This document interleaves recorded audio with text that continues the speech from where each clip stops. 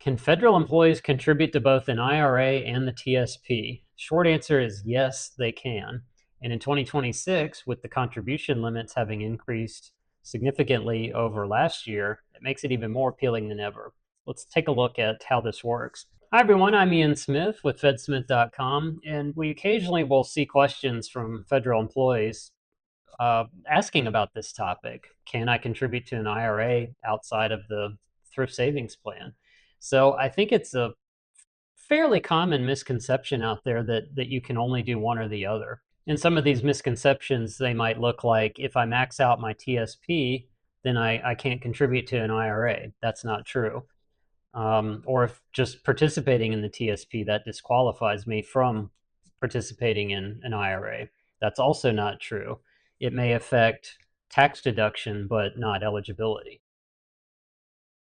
One important disclaimer I wanted to mention up front, this can be a complex topic because of the tax implications, and everybody's personal financial situation is different. So it's very important to talk to a tax advisor and or financial advisor for advice about your specific situation.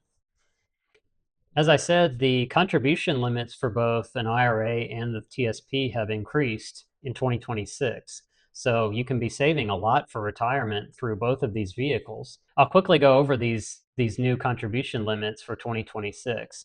For the thrift savings plan, the annual limit is $24,500.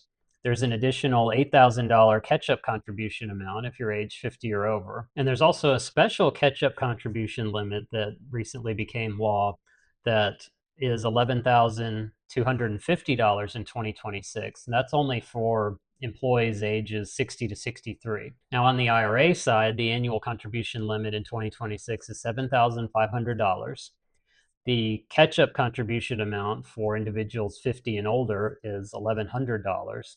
So if you fall in that age range, that would be a total of $8,600 in 2026 that you could contribute to an IRA. Again, it's important to note TSP and IRA contribution limits are completely separate.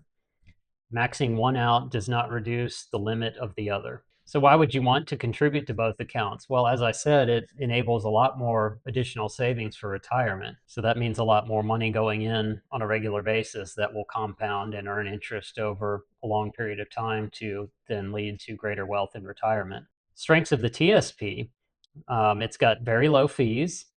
It's a very simple, diversified lineup. You've just got 5 core funds. Then, of course, there are the L funds. You also get a match through your agency. If you contribute at least a certain amount, then the government will add a match on top of it, and that's essentially free money. And you also have the opportunity for strong long-term compounding in the TSP as well over the course of your federal career. IRAs, some of their strengths, you get a lot more investment choices than you do inside of the TSP. This can be a blessing and a curse. It can be kind of overwhelming, especially if you don't do this stuff every day. It can be confusing, but a financial advisor can help you with it.